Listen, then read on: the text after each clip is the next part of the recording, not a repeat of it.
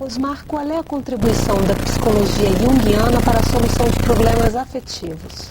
A contribuição da psicologia junguiana para a solução de problemas afetivos, ela é muito consistente, muito real, uma vez que ela desenvolve uma consciência na pessoa que ela compreende a sua interação com o mundo de uma forma muito mais ampla e compreende a sua afetividade muito melhor.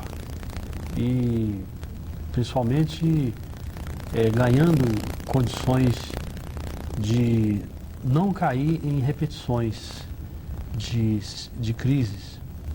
De que forma o inconsciente pode afetar a vida das pessoas? O inconsciente, ele influencia totalmente a vida das pessoas, ainda que elas não tenham consciência disso. Ele influencia a partir do momento que ele é a parte transcendente do ser, ele é a parte real, a parte que transcende a própria vida, né? Ali fica gravado toda a realidade do ser humano e ali está também a sede da grande sabedoria do ser humano. Nós sabemos, por exemplo, que a maioria das descobertas científicas e dos inventos foram conseguidas em estados, não quando a pessoa estava procurando um esforço cognitivo, mas em sonhos, que é a manifestação principal do inconsciente, e às vezes em momentos que ele estava descansando das suas pesquisas. As doenças do inconsciente têm cura? Algumas doenças do inconsciente têm cura, outras não. Por exemplo, as questões, podemos dizer que as questões neuróticas é um mau funcionamento do inconsciente com relação ao consciente, não é? Agora, quando há uma desassociação da alma, de forma definitiva, a pessoa organiza uma patologia irreversível. Então, nesse caso, não tem cura.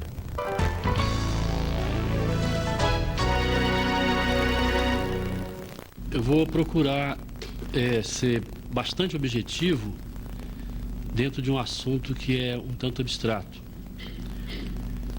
A psicologia junguiana, ela ainda pouco difundida na sua parte prática, exatamente porque ela trabalha com conceitos de inconsciente e há dificuldade para se operar e desenvolver esses conceitos no campo objetivo, né? Antes, eu gostaria de falar rapidamente a respeito do desenvolvimento do ser humano psicológico, que evidencia uma dependência total do ser humano com relação à parte afetiva.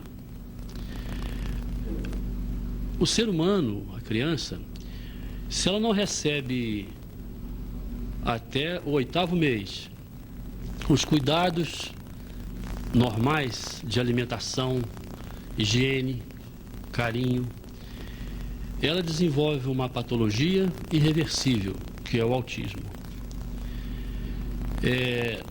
Esses cuidados passados pela mãe é que começa a estruturar um ego incipiente e até o 8º mês é o tempo que esse ego deve estar pronto para se voltar para o mundo.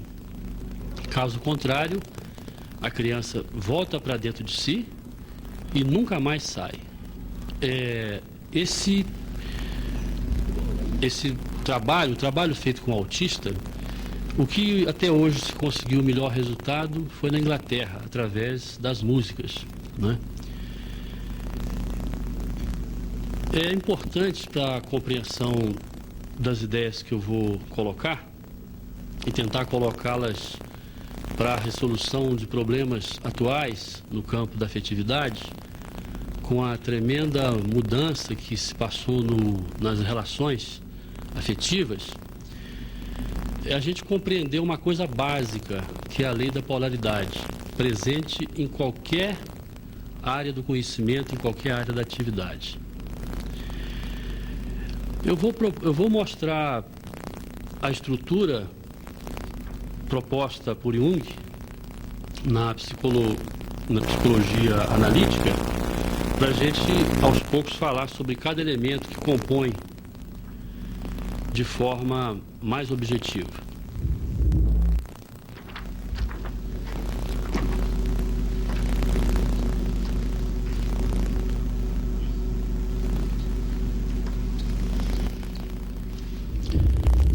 Eu acho que não vai ser necessário apontar cada ponto, porque o slide mostra a coloração que deixa claro o que a gente está propondo. Na primeira parte do indivíduo, o Jung chama de máscara ou persona a parte que interage com o mundo de maneira mais direta, né? É aquela identidade exterior da pessoa, os seus atributos, a sua profissão, o seu biotipo, a sua maneira de ser, de se colocar, o seu temperamento. Então, essa parte que as pessoas imaginam ser o outro, ele chamou de máscara, ou persona. Mas, para dentro da pessoa, vamos dizer assim, mais particularmente, uma identidade mais íntima, ele chama de eu, ou ego, né? E ser uma identidade mais própria, mais real. Eu, o ego, que interage no mundo, através da máscara, persona, mostra uma identidade da natureza do indivíduo, de forma utilizando todo o processo cognitivo, todo o processo racional, todo o processo analítico da sua parte de inteligência, do seu cérebro. No eu está também todos os sentidos, né? A visão, a audição, tato, etc. De forma que o indivíduo experiencia o mundo através da forma cognitiva, através desse eu. É a primeira ideia que o indivíduo tem da realidade. O que ele vê, o que ele ouve, o sabor, o tato. Uma outra parte, essas duas partes nós podemos colocar como sendo a parte consciente, para poder compreender o motivo, o assunto principal da palestra. A parte consciente, a parte cognitiva, analítica, racional, que interage com o mundo. Daí para frente, a parte azul, que ele chama de sombra, aonde já pertence ao inconsciente. Essa parte, ela refere-se às tendências obscuras, desconhecidas ou que o indivíduo evita mostrar, que ele normalmente se aborrece quando alguém consegue tocar esse ponto. Na sombra também, nós podemos incluir o que nós chamamos de complexo, mesmo na psicologia freudiana, a psicanálise, que se refere à parte de uma certa fragmentação do eu, desenvolvido durante a vida, que drena as energias do indivíduo, impede que ele tenha uma interação real da sua força, impede que ele se divide, impede que ele se esqueça, impede que ele utilize toda a sua capacidade para poder interagir com o meio, com o mundo e com as pessoas. Essa parte de complexo que a gente fala são pequeas entidades que podem, em algum momento, vir a se constituir como ego. Quando alguma dessa parte, por alguma questão, ela se organiza sobre o ego, interagindo com o mundo, então nós temos uma patologia que é um tipo de esquizofrenia, que é uma divisão do ego. Esses complexos são a meta do trabalho analítico, onde se procura conscientizar do estado de funcionamento, do estado de ser do indivíduo perante os grupos, perante o mundo. Cada vez que ele vai integrando cada uma parte dessa, ele vai cada vez mais se conscientizando da sua realidade. Esses elementos que eu estou colocando os complexos, a fragmentação do ego, é o que se trabalha dentro das religiões orientais, das seitas orientais, através da yoga, tentando trazer todo o processo de pensamento vazio, tirar todo o processo de pensamento vazio do cérebro, de forma ao indivíduo procurar viver no momento presente, real. Entrar em contato com a realidade. Primeiro, através dos sentidos, do que acontece aqui e agora. Depois, através da sua própria mente, né? Mesmo nessa parte da sombra, também, voltando agora à psicologia analítica de Carl Gustav Jung, ele coloca os arquétipos. Eu vou chamar a atenção para essa parte dos arquétipos, que ela é a parte assim, mais importante, mais objetiva da palestra, que mostra como as figuras do inconsciente, elas interagem de maneira afetiva, real, no mundo da pessoa, trazendo problemas e trazendo também vantagens, né? Trazendo soluções, trazendo saúde mental e outras. Os arquétipos do grego, arque, né? Antigo, arcaico, arca, constitui entidades autônomas do inconsciente que são eternas, não tem princípio nem fim. São marcas relacionadas a toda a criação, a toda a humanidade. Os arquétipos, eles funcionam como a grande polaridade interior do inconsciente. Essa é a grande, vamos dizer, a grande questão da psicologia analítica, psicologia de Jung, e a compreensão dela faz com que nós possamos ter uma consciência maior da nossa realidade, não da realidade do ego, da realidade como um todo, do indivíduo, no sentido de indivíduo indivisível, né? O inconsciente, ele se manifesta durante o sono, através dos sonhos, na sua linguagem simbólica, né? E através também de momentos onde se propicia um relaxamento da vigília do ego, dos sentidos, quando no estado entre a vigília e o sono, no estado de relaxamento, o que o Freud chama de ato falho, quando a pessoa diz uma coisa no lugar da outra, quando ela esquece de dizer o que quer, ou quando ela não consegue lembrar o que ela queria dizer. Aí também a gente tem um pequeno acesso ao inconsciente. Então, alguns profissionais de terapia, eles costumam trabalhar provocando esse ligeiro estado alterado de consciência, que seria um estado entre a vigília e o sono, utilizando um relaxamento, utilizando algum tipo de música, utilizando uma indução semi-hipnótica, porque não é do interesse levar a pessoa a uma hipnose, porque ele levaria no sono, e isso não interessaria para poder ele participar da experiência.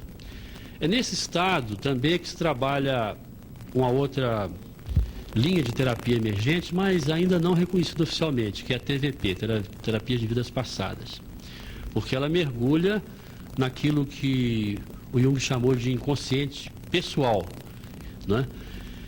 E mergulha também no inconsciente coletivo, que seria a história da humanidade gravada nesse inconsciente da pessoa.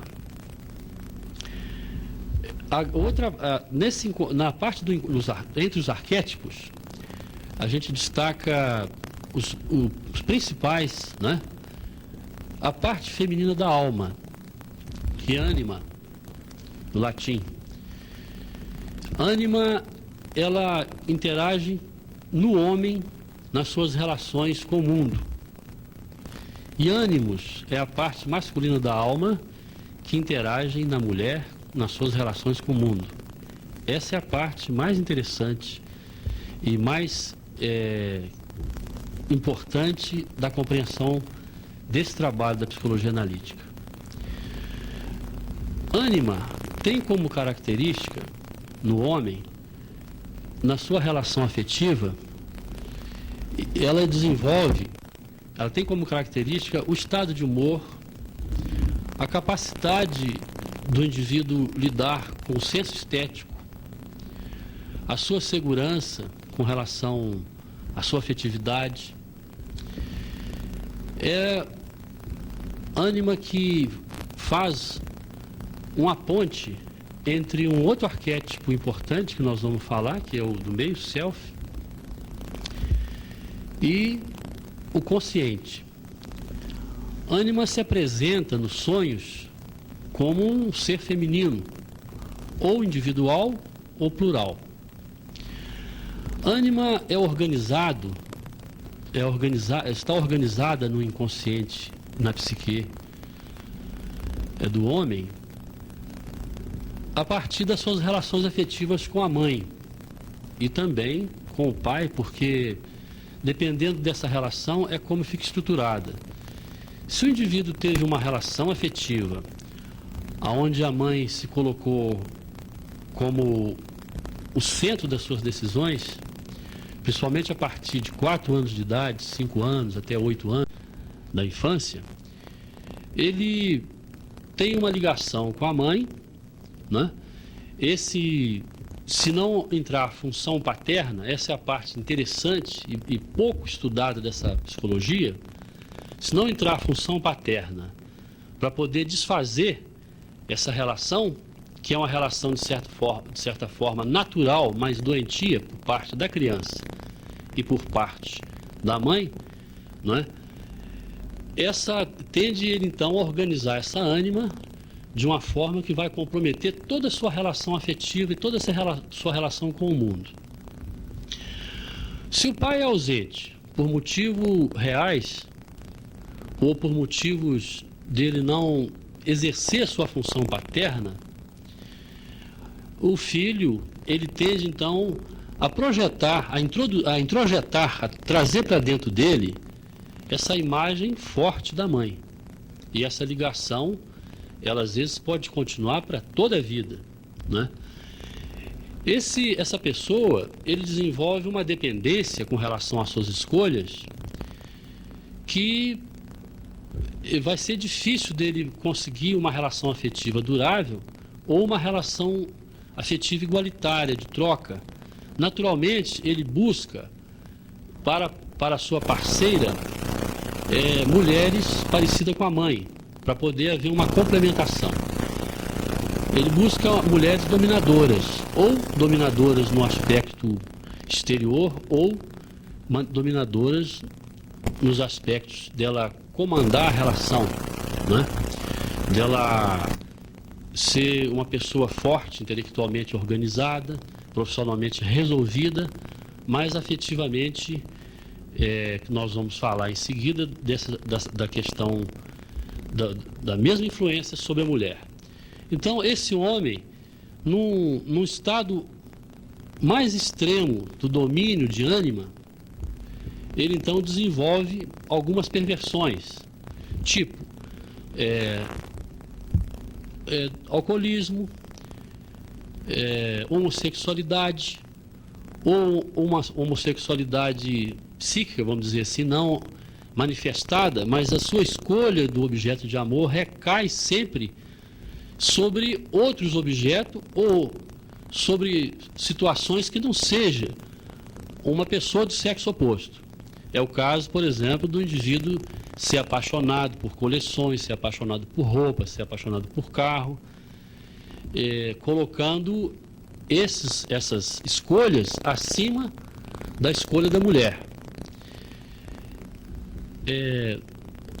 O Dom Juanismo também, ele se caracteriza como um tipo de perversão bem próximo até da homossexualidade, porque o indivíduo ele tem muita dificuldade de projetar a sua escolha numa única pessoa, e ele varia e vai perdendo a sua própria identidade, né?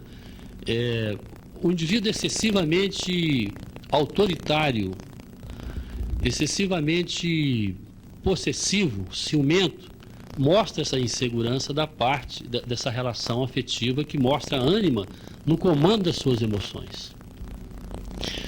A respeito, a ânima sobre a mulher, acontece uma situação contrária, na mesma questão, aonde num casal a mulher aparece como sendo o polo dominador do casal,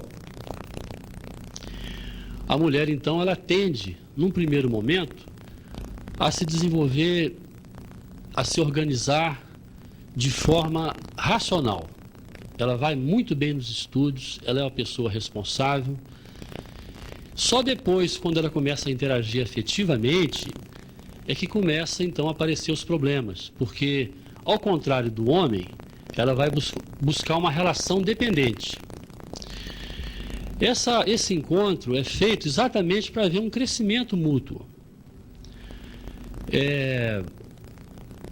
Só que isso na vida real acaba entrando por outros meios, que sem ajuda profissional a pessoa tem dificuldade de compreender o que acontece com ele, né? E ele poder entender o que vai no seu inconsciente. Antes de eu explicar mais a respeito dessa parte principal, que nós vamos chegar na questão do casamento, na questão dos filhos, nessa questão das imagens, eu queria falar um pouco sobre esse arquétipo self, né, que o Jung chama de Selbst em alemão, nós chamamos de si mesmo. Podemos compreendê-lo como um centro da grande sabedoria interior. Algumas tribos colocam como o grande homem, o grande sábio, aquele que traz nos sonhos as mensagens importantes para o indivíduo. Mas, para o final, nós vamos falar como, dentro da terapia, de uma maneira prática, pode-se tentar esses contatos, né? Como se processa esses contatos. Eu tive o cuidado de colocar umas notas que eu vou distribuir a respeito de bibliografia, a respeito dessas relações, para que a pessoa possa pensar sobre isso, né? Porque é um assunto um tanto abstrato que nem todo mundo no primeiro contato ele admite que ele possa ter uma coisa assim, que embora o sonho seja levado em consideração desde o Egito, ele sabia que é uma coisa tão importante na solução dos seus problemas, uma coisa tão real. O self, ele se apresenta como o centro da consciência inconsciente. Ele se apresenta como um ponto fechado dentro de todo esse processo da psique, e que nos sonhos ele geralmente se apresenta como um velho, como a bruxa, como o sábio, como a pedra, como o cálice sagrado, né? Da história da lenda do rei Arthur e os cavaleiros da Tábua Redonda, buscado o Persifal, né? Então, esses são os símbolos mais ou menos universais que aparecem nos sonhos como sendo self. A simbologia que o inconsciente utiliza para traduzir os sonhos, para poder traduzir a sua história, não tem nada quase a ver com aquilo que está registrado na memória cognitiva, no centro de integração comum, que é onde o homem desenvolve durante a sua vida todos os seus registros, né? O inconsciente ele tem um material muito mais vasto e ele utiliza esse material. E essa simbologia, ela varia de indivíduo para indivíduo e de cultura para cultura. Apenas alguns tipos de símbolos, eles se mostram constantes em todas as culturas. É o caso da água, é o caso desses que eu falei sobre o self. E muitas vezes o inconsciente, para mostrar a situação da psique, ele sempre utiliza ou um veículo, que simboliza viagem. Por acaso também está relacionado ao tarô no Arcano 7, o carro da vitória, né? Que é uma simbologia antiquíssima também. Ou utiliza sempre uma casa. A casa desarrumada, a casa arrumada, a casa com muitos cômodos, a casa com porão. Então o inconsciente ele se refere, nesse momento, à organização do ego, da psique da pessoa. Porque esses elementos, eles têm que estar bem relacionados, bem estruturados, para que a pessoa tenha uma interação saudável com o mundo, uma interação real com o mundo. Ele não fica apenas vivendo na máscara e passando também a máscara, né? Captando também a máscara das pessoas. O self, ele representa, ele pode ser também traduzido como Cristo interno, como a nossa centelha divina, né?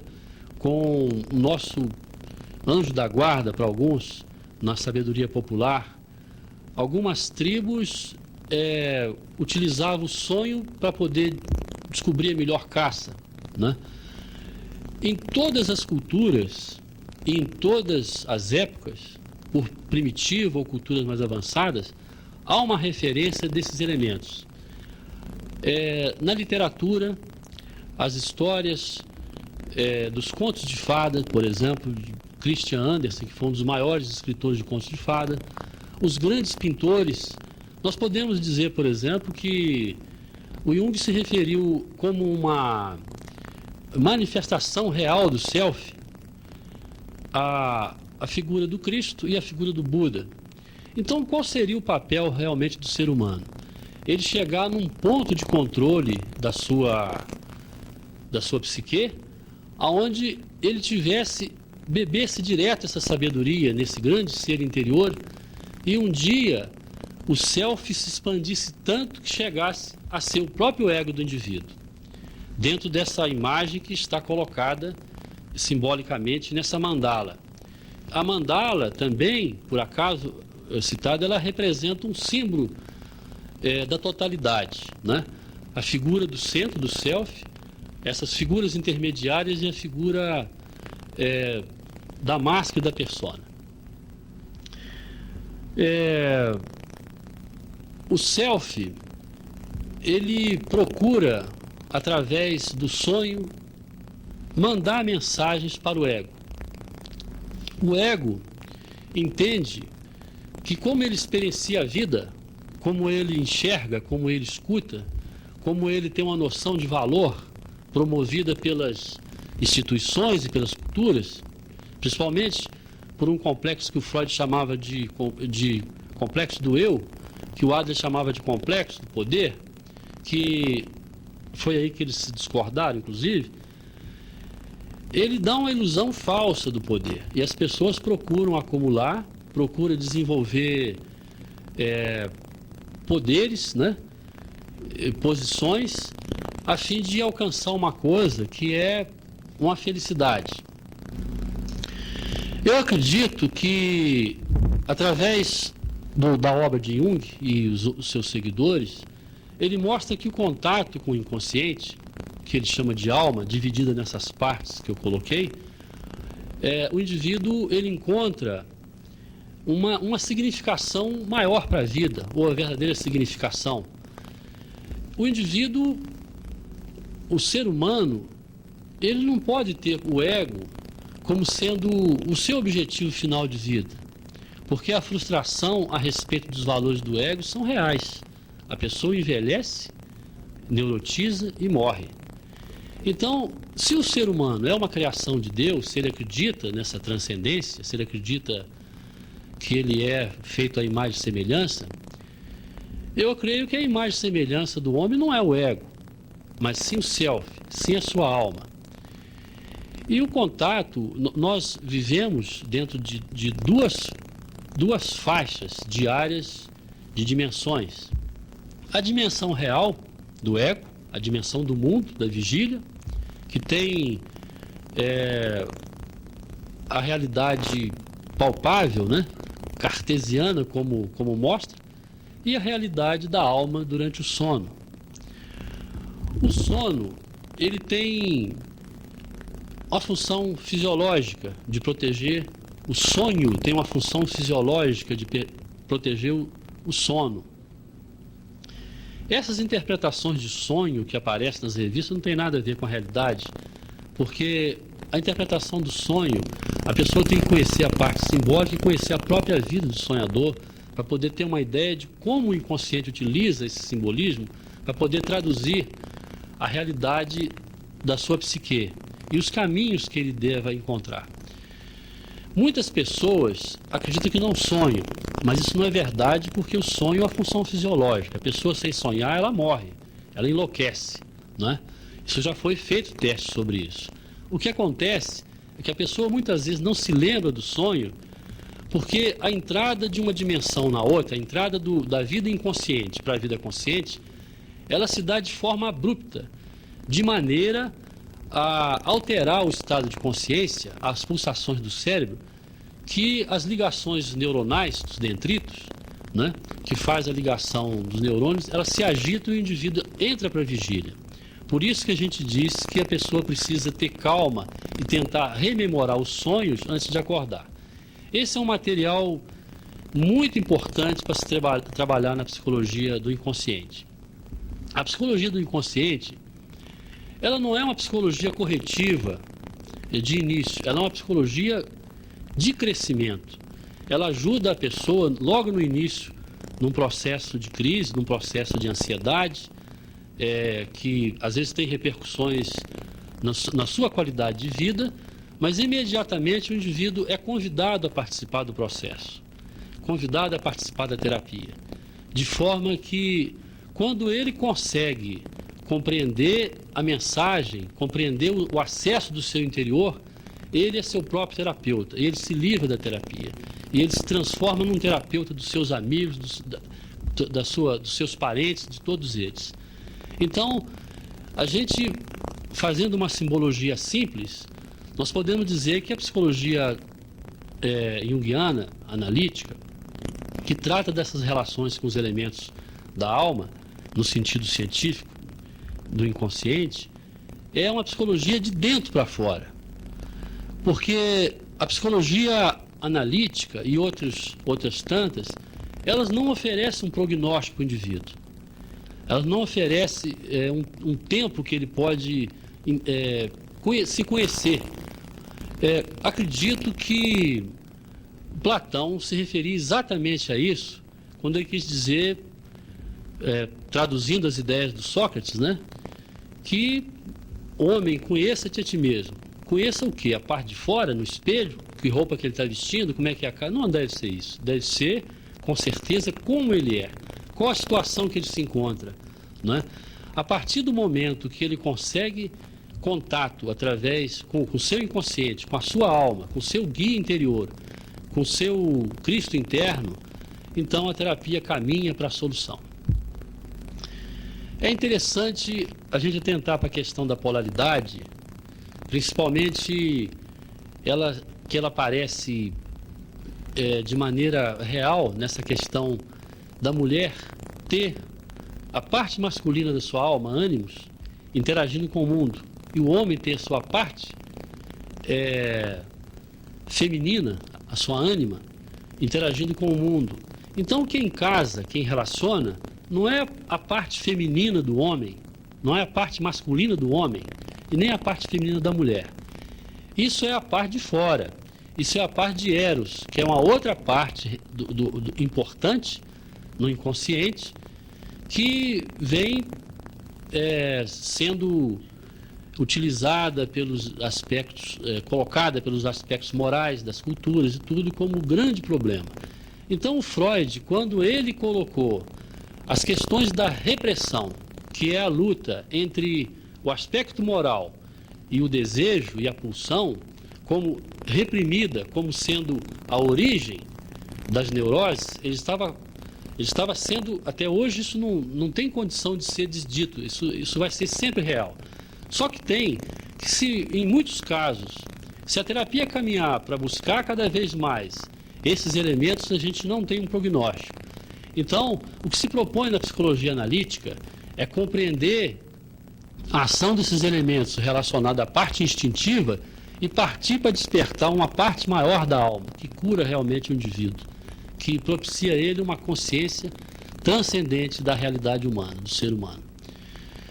Também todo o processo de controle humano, as instituições, elas utilizam de meios relacionados à parte do ego, à parte de instinto, para poder fazer um controle social. A alma, que seria objeto de estudo das religiões estabelecidas, institucionais, elas não chegam a conhecer a alma a esse nível que está sendo colocado, mas em sua maioria se refere também à busca pelo poder, porque muitas vezes a parte religiosa, no sentido grego do religare, dá lugar à parte institucional do poder, dentro das organizações, e o trabalho do indivíduo se encontrar, ele se perde.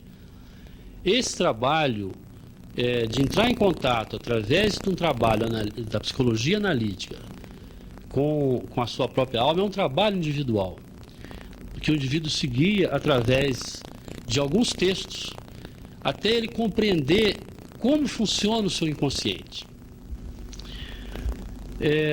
Eu precisava concluir a questão relacionada ao casamento e principalmente a questão relacionada ao que eu disse antes das imagens criadas na psique do indivíduo a partir da sua relação pai e mãe, que é uma questão atual, não é? E colocando, eu dei como exemplo a exacerbação de uma possessão por ânima. Quando o homem é completamente possuído por ânima, ele tende a exacerbar todo o seu aspecto da estética, a sua percepção estética, e suplanta qualquer tipo feminino de poder compreender. Por isso é que existem os grandes estilistas, os grandes costureiros, né? Os chefes de cozinha. Nenhuma mulher consegue, por melhor que seja, igualar um homem quando ele tem esse talento. Da mesma forma, por outro lado, nenhum homem consegue ser tão justa como uma mulher promotora ou uma mulher juíza, porque ela exacerba a questão de ânimos, que é uma parte interior dela, né? Naquela questão de compreender a justiça no seu sentido de justiça cega, né? Por isso é que, só que nesse ponto, a pessoa compromete de forma quase que irreversível a sua relação afetiva, buscando uma relação afetiva dependente. Não quer dizer com isso que qualquer pessoa que possa ter uma atividade dessas, ela está comprometida. Ela precisa saber como ela funciona, de onde vem essa sua tendência, não é? É importante mostrar uma questão muito atual, que é a rebeldia dos filhos com relação às mães, quando falta a função paterna, por exemplo. A mãe não compreende como o filho fica tão rebelde. É alguma coisa interior dentro dele que busca a saúde, busca a identificação com o pai. A mãe dá a vida, quando eu expliquei que a criança ela é totalmente dependente da afetividade até o 8º mês para não se organizar como autista, de uma forma irreversível. Mas quem revela o mundo é o pai, é um homem. Não o homem no sentido da disputa entre homem e mulher. Eu estou falando de papel, é uma coisa diferente. É uma coisa que o homem é que dá essa identidade de definição para o filho e para a filha. O consultório, ele é mais procurado, as instituições, por essa questão da relação afetiva dos filhos com os pais. Nessa época atual, onde os casamentos são desfeitos, são renovados, eu atendo casos, por exemplo, de crianças que perderam a identidade, porque já estão com 4, 6 avós, 8 avós, 4, 5 pais, 5 mães, e eles perderam, eles têm irmão por parte de mãe, irmão por parte de pai, e chegou um ponto que eles perderam a sua própria identidade, que as pessoas tentam de várias formas organizar a sua vida afetiva, mas sem ajuda profissional de como ele funciona, de como ele realmente é por dentro, de como ele interage, ele fica sem condição de compreender. É como se ele estivesse utilizando só na periferia, e aí ele mergulha num processo de ressentimento, de luta, que leva a uma série de problemas de qualidade de vida abaixo, de divisão de patrimônio, de ressentimento generalizado entre as famílias, e ele não encontra nada. A pessoa que realmente gosta da outra, que ela ama a outra, ela deve querer o melhor para a outra em qualquer circunstância, a nível do amor da alma, descrito por São Paulo, por exemplo, na carta aos Coríntios, e musicado em tantas passagens, né? Se não adianta a pessoa falar a linguagem dos anjos, não adianta morrer pela humanidade se ele não tiver amor. Não é esse amor da posse que é ligado ao ego, né? Para poder encerrar, eu queria só falar o seguinte: nós nos dirigimos a essas figuras do inconsciente, não é? Como se fossem figuras autônomas, colocando as questões para antes do sonho, e antes disso preparando para sonhar e anotando os sonhos. Então nós devemos nos dirigir à ânima e a ânimos como figuras reais, como figuras autônomas, procurando conhecê-la, procurando saber o que ela quer, qual o plano de vida que ela tem, porque o plano que a gente traça, muitas vezes, como ego, como pessoa, ele esbarra em situações que nós entramos na dependência dos outros.